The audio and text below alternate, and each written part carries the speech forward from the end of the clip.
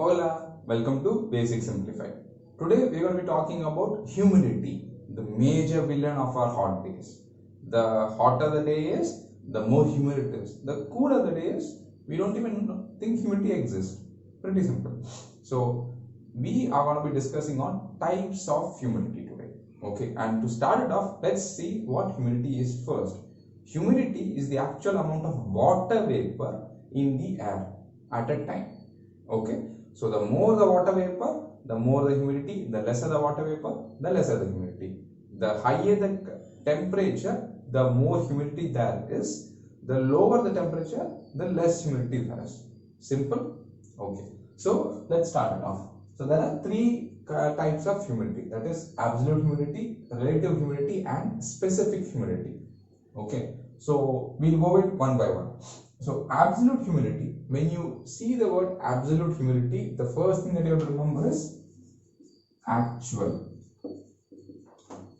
Okay, I'll come back to this. Before that, let's see what air, when they talk about air, what they actually mean. So when they talk about air, okay, air is made up of two components, dry air plus water vapor. Simple. When they say volume of air, it includes dry air and water vapor. Okay, so to calculate any of these, okay, they're going to need to find out, they're going to need to take a volume of air. So we'll take the room that I'm standing in as an example, and we'll assume that this room has volume of air equal to 1000 grams or 1 kg. Fine. Okay, so in this 1 kg, it can have, I said it's dry air plus water vapor, right? So we know it's 1000 grams, and this 1 kg of air can have a maximum of 250 grams of water vapor. Okay, this is the maximum water vapor retention capacity of 1 kg of air. Clear? So when it has 250 grams, how much would dry air have? 750 grams. So this 1 kg of air actually has 750 grams of dry air and 250 grams of water vapor. Clear? I know this is a lot of math and stuff, but just stick with me. It's pretty simple. Just looks complex. It's simple. Okay. Now, for absolute humidity, what they are expecting you to know is the actual amount of water vapor that is present in that 1 kg of air. Maximum you can have is 250 grams. Okay, so we'll assume the actual water vapor in this room right now as 125 grams. Okay, everything is assumptions, but this is what they use for the values, not the assumption part, but these are what it actually stands for. Okay, so the actual water vapor in this room is 125 grams. So your absolute humidity is 125 grams of water vapor. Simple. So we were measuring with 1 kg of air that is present in this room, which could hold up to 250 grams of water vapor. But when you are giving a result on the absolute humidity of this room, it only has 125 grams of water vapor. Clear? Relative humidity is basically an upgrade of absolute humidity. That's because relative humidity expresses this as a percentage. Okay, so relative humidity basically is quantity of actual water vapor to the ratio of maximum water vapor that this 1 kg of air can hold. That's your relative humidity. How do you express this in percentage? You write it like this.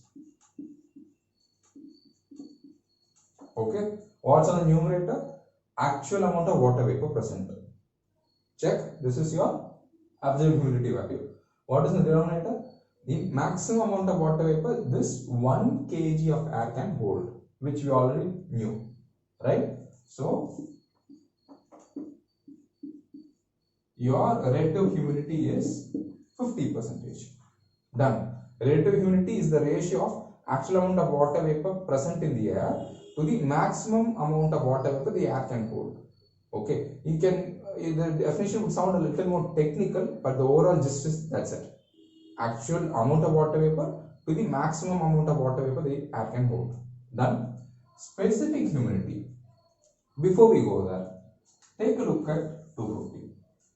Okay, I told you this is the maximum amount of water vapor this 1 kg of air can hold. What happens if this room is having 250 grams of water vapor? It is something called as saturated air.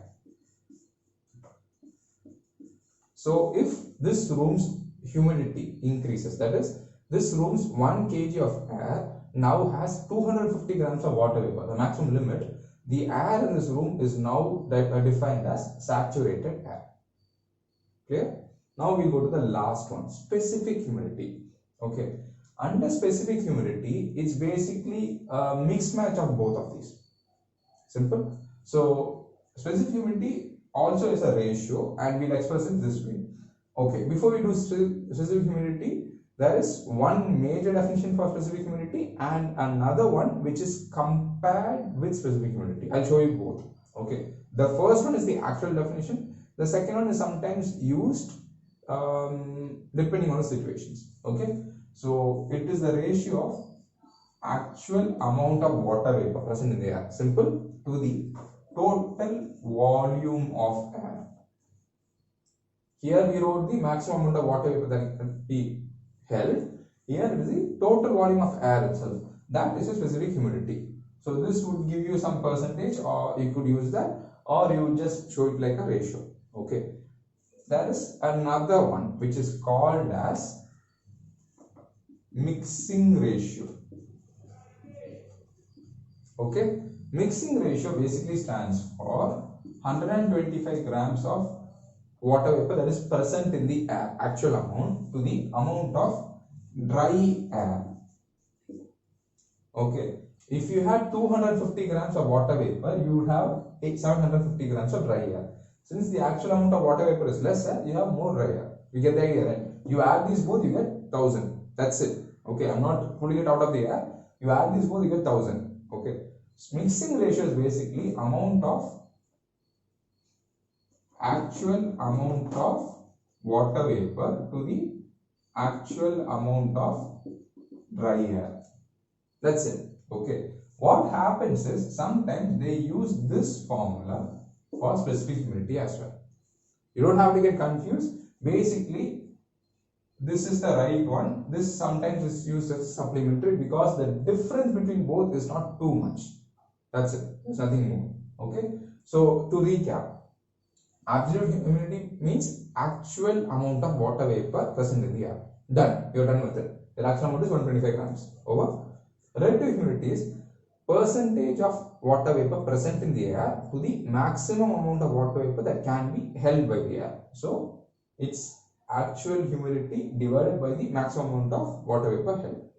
Specific humidity is percentage of water, actual humidity of water vapor, or the actual amount of water vapor in the air to the total volume of the air. Done. With this, we learned what the types of humidity are. They look complex. Even when I'm teaching them, they might seem complex. Just stick with it. It's all very, very simple. Okay.